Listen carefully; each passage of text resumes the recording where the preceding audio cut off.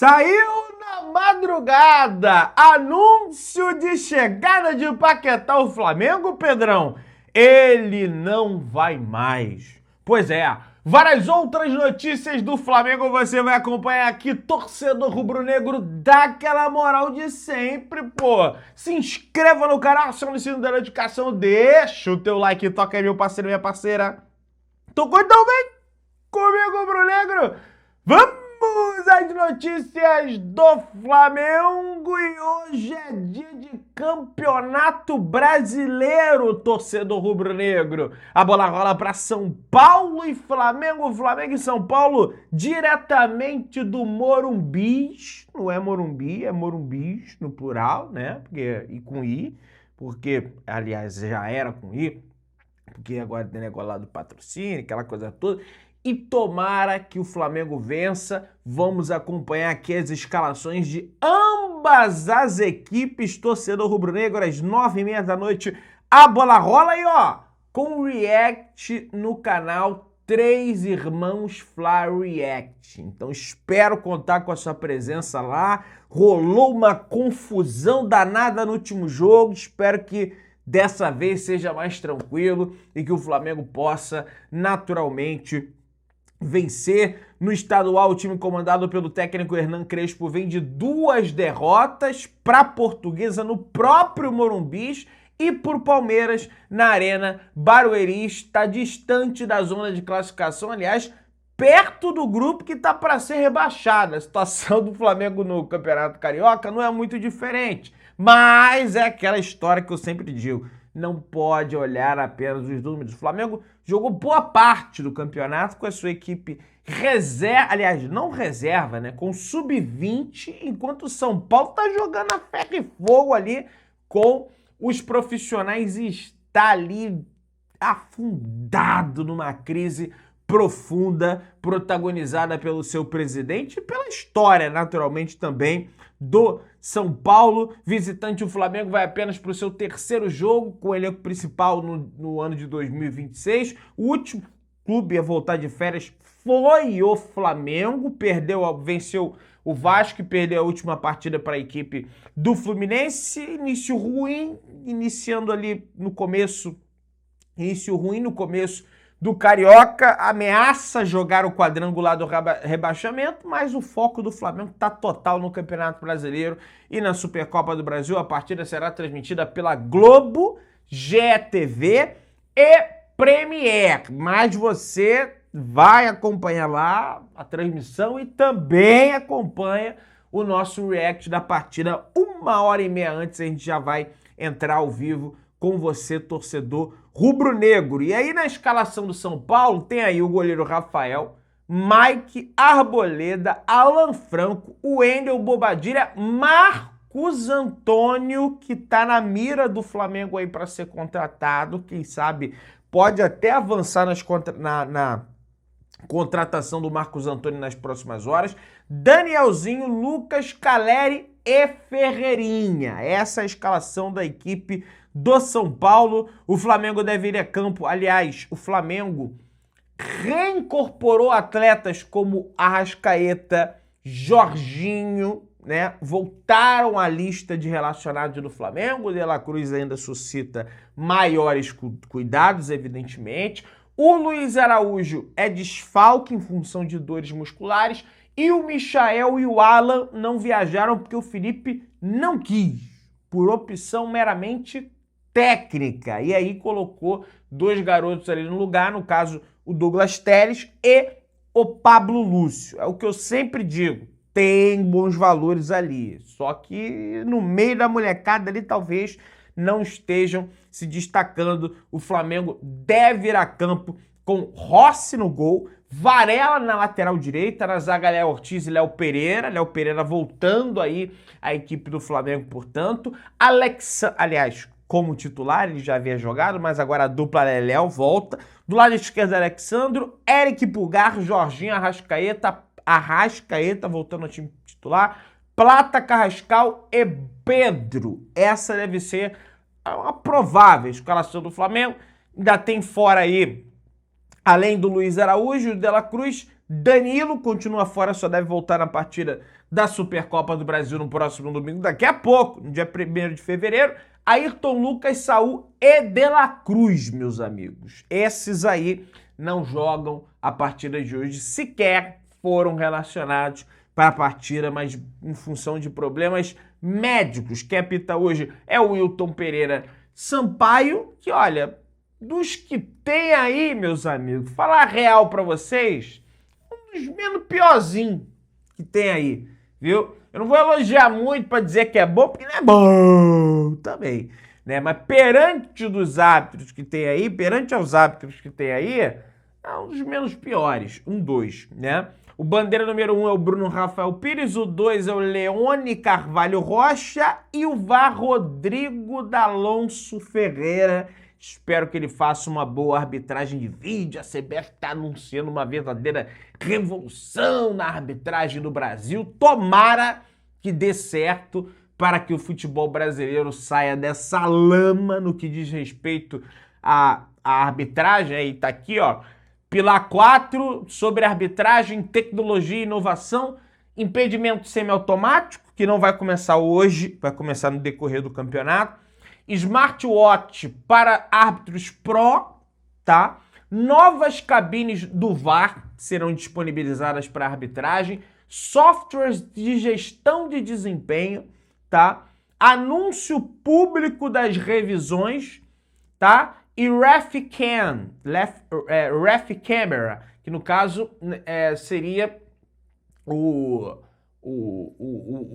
árbitro com aquela câmera aqui, né? Então vai ter naturalmente isso aí também é uma aí das revoluções que a CBF vai implementar no futebol brasileiro a partir da arbitragem. Tem mais coisa boa vindo aí eu vou elogiar a CBF. Eu acho que eu nunca elogiei a CBF, mas vou elogiar a CBF porque mudou a regra para o valor do ingresso da torcida visitante. Pois é, meus amigos, agora o ingresso de visitante pode ser, no máximo, o dobro do ingresso mais barato disponível do jogo, desconsiderando os valores de meia entrada. Mais do que certo a CBF regulamentar isso de forma clara e objetiva, porque com a regra anterior não estava funcionando. Torcedores do Flamengo eram, não sei se extorquido é a palavra exata, mas no mínimo praticavam preços abusivos com a torcida do Flamengo visitante, né? Você tinha aí, sei lá, Flamengo e Atlético Goianiense em Goiás, o torcedor goiano ávido para ir na partida do Flamengo, né? Doido para ir ali no jogo do Flamengo, daí o cara não ia, né? Evidentemente, porque o ingresso estava caro pra carilha, metia lá 400 conto, 300 conto no ingresso, enquanto o ingresso para a torcida dele, no caso do mandante, era, sei lá, 50 reais, 60 reais. E aí os caras botavam caríssimo o ingresso do Flamengo, porque sabe que o torcedor, por mais dificuldade que tem, o cara vai tentar ali ir no jogo, e aí tentavam arrancar o máximo de dinheiro desse torcedor rubro-negro. Então isso vai acabar. E outra, tem que ter fiscalização e tem que ter portal de denúncia, tá? Pro torcedor ir lá, ó, CBF, olha aqui, ó. Não estão praticando. E o jornalista tem como dever estar atento a esse tipo de coisa para também denunciar caso aconteça. E eu vou ser um dos primeiros, caso eu saiba que isso está acontecendo, tá? Nos jogos como visitante, para que o torcedor do Flamengo como visitante, naturalmente, não seja lesado da maneira que vinha sendo lesado com a regra anterior. O clube visitante pode cobrar até 50% da carga dos ingressos para a torcida visitante. Maior rigor com estrutura como redes e vidros que ficam em volta da torcida visitante não poderá comprometer a visibilidade do torcedor visitante. Também concordo, essa rede é um verdadeiro lixo, é um verdadeiro absurdo, é um serviço ao futebol brasileiro. O Flamengo, inclusive, já está lá com com a estrutura para a instalação da rede, mas até agora não levou a cabo. Talvez não levou a cabo, não sei, já sabendo dessa possibilidade de alteração da CBF. E quero também, não significa que vai acabar com a rede, né? Porque aqui não diz acabar com a rede. Eles estão colocando que não pode atrapalhar a visibilidade. Tá, mas aí quem vai avaliar isso? Vai ser a CBF? Tá, mas e aí? Atrapalha a rede do Allianz Parque? Vão perguntar a opinião dos torcedores visitantes que ficam, evidentemente, ali, né? Aliás, quero parabenizar a diretoria do Flamengo, porque se a CBF modificou essa questão da torcida visitante, eu não tenho a menor dúvida que é resultado de pressão da diretoria do Flamengo frente a entidades. Não tenho a menor dúvida disso, porque o clube mais lesado que tinha em relação a isso era justamente o Clube de Regatas do Flamengo. Então, parabéns à diretoria do Flamengo. A CBF colocou no regulamento das competições que os clubes têm uma previsão de comparecimento aos eventos de gala e de premiações da CBF. Então, enfim, terá que ir. Os técnicos, os jogadores terão que ir naturalmente ali nos eventos de gala e de premiação da CBF, beleza? Vamos avançando aí, mas nem tudo é um mar de rosas, nem tudo são flores. E a vida é assim, não tem jeito. Ramon Abate Abel está de volta ao Campeonato Brasileiro da Série A e vai apitar Vitória e Remo. Tenho pena de Vitória e Remo. Por conta disso, fica aqui as minhas condolências. Porque, olha, a gente viu o erro que ele cometeu, tudo bem, na vida todo mundo comete erros e tem direito de recomeçar. Espero que ele tenha aprendido com aquele erro de não ter dado aquele pênalti contra o Palmeiras na casa do São Paulo, o que findaria já o Campeonato Brasileiro, não teria aquela disputa ali, que não foi até o final, mas foi quase até o final. Enfim, vamos ver aí daqui a pouco se ele vai apitar jogos da equipe do Palmeiras. Tem até o pessoal brincando, né? Tá aí, o Flamengo, o negócio de anunciar Paquetá, o Palmeiras não deixou barato e botou lá, Ramon Abate Abel.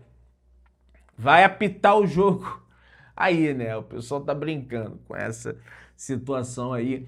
Naturalmente, vamos avançando que tem mais coisa pra gente tratar, Ele não vai mais, torcedor. Pois é, Michael não vai mais para o Santos, torcedor, mas ainda pode deixar o Flamengo nesta janela de transferências. O Al-Ula da Arábia Saudita procurou o Flamengo e fez uma proposta para ter o atacante em definitivo. As conversas seguem em andamento, torcedor rubro-negro. Então, traz o Vene Casagrande, não teremos mais a transferência do Michael para a equipe do Santos. Melou, vai, não vai, o salário dele travou, tem a questão da luvas, não ganha um salário baixo no Flamengo, e os árabes aparecem novamente na jogada para tirar o Michael do Flamengo, assim como foi no ano de 2022, foi 2022, né? Se não me falha a memória, quando o Al-Hilal tirou o Michael do Flamengo para a equipe da Arábia Saudita, beleza? Flamengo avança em nova reunião e o West Ham publica anúncio de despedida de Lucas Paquetá. Praticamente anúncio de despedida do jogador. Será anunciado como novo reforço rubro-negro ainda nesta semana, mais particularmente nesta quarta-feira. E aí a gente entra aqui ao vivo com um plantão urgente. O West Ham levou muitos rubro-negros à loucura na madrugada da terça para essa quarta-feira. O perfil do clube em uma rede social publicou um vídeo em tom de despedida de Lucas Paquetá, tá? As imagens mostram lances do meia ao som da música Meu Ex-Amor e a legenda escrita em português.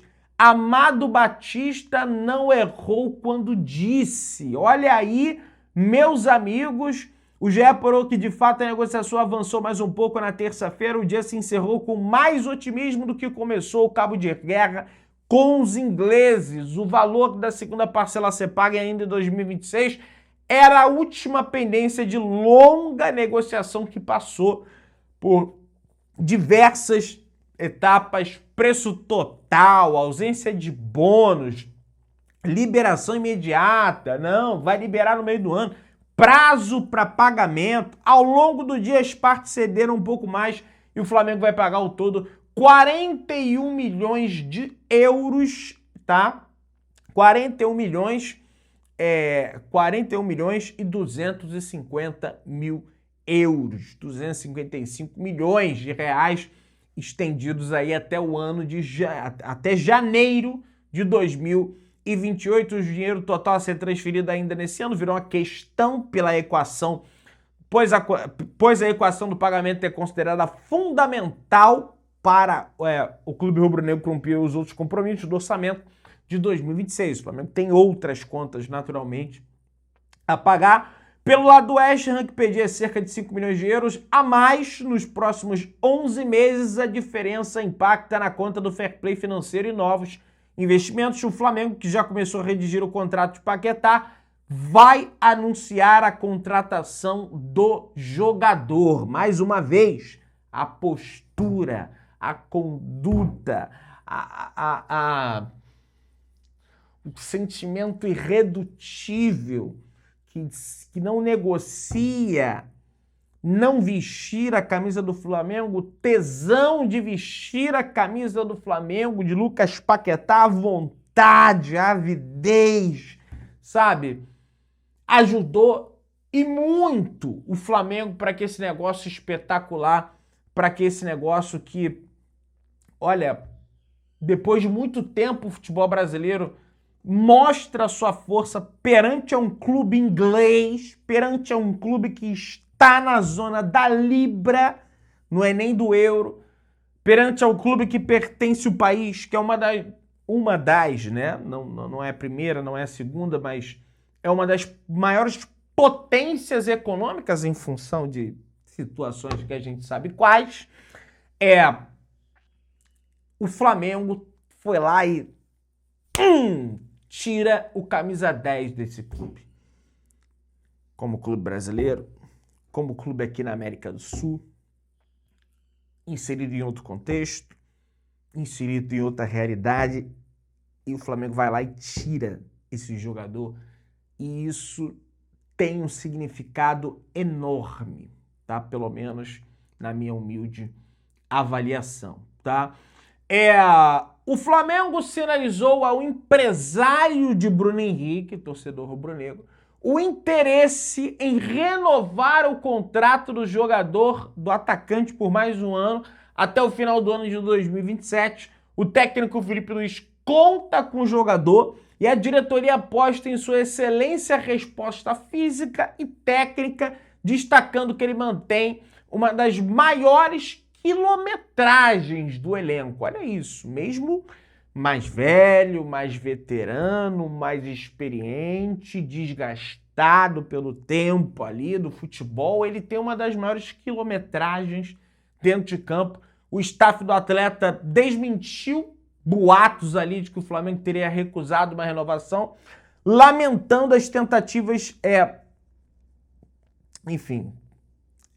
então o Flamengo ele busca, pelo menos sinaliza, não tem uma negociação efetivamente falando, mas sinaliza uma possível renovação com o Bruno Henrique até o final de 2027. Vai lembrar que BH tem contrato com o Flamengo até o final de 26. E isso passa muito pelo Felipe Luiz, que gosta do jogador, principalmente no que diz respeito ao comportamento do Bruno Henrique quando não tem a bola, que é agressivo, incisivo, corre, pressionar, roubar a bola, enfim, é realmente muito bacana.